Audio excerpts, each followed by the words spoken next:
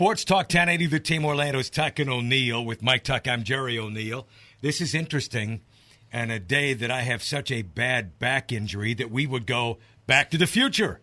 It's football season. You guys know what I'm talking about the movie.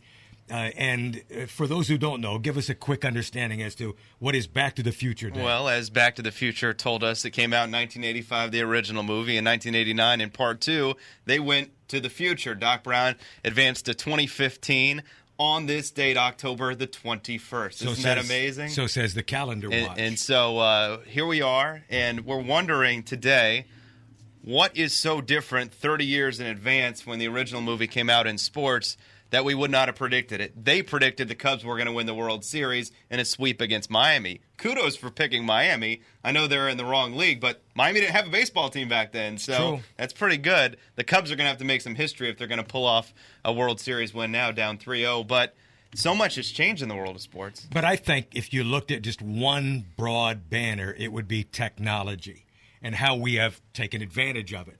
And both as fans as well as the on the field play.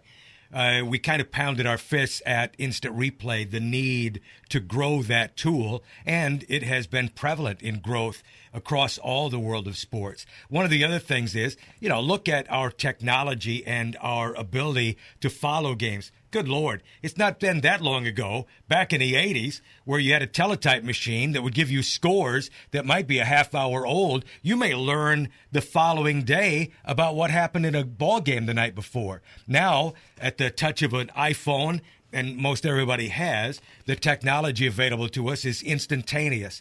And not only that, good Lord, guys are taking camera shots or film at games, and it's sitting on YouTube barely before the celebration is over in the end zone. No, there's no doubt. That is a huge difference from then to now. I would look at, on-the-field developments. I mean, could you have imagined a steroid era in baseball like they had? The old pastime is not really the national pastime anymore. And the NFL, all the different records that we've seen broken from the time the movie was filmed until now, with the change in the league and the rules that have changed in the league.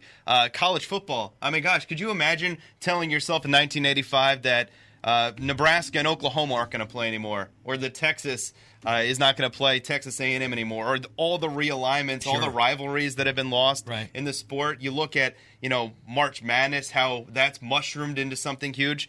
How about boxing dying out, MMA becoming a sport? I mean, could you imagine telling somebody in 1985, oh yeah, we're going to put people in a steel cage and they're going to basically chicken fight and kick each other and choke each other out, and it's going to be the biggest thing going 30 years from now? It is Back to the Future Day, kind of recalling then and now. I think we're better off now, right?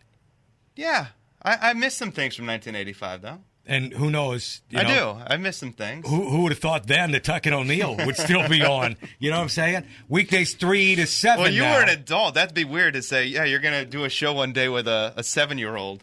Think about that for a second. That's true. 3 to 7 weekdays. Sports Talk, 1080 The Team.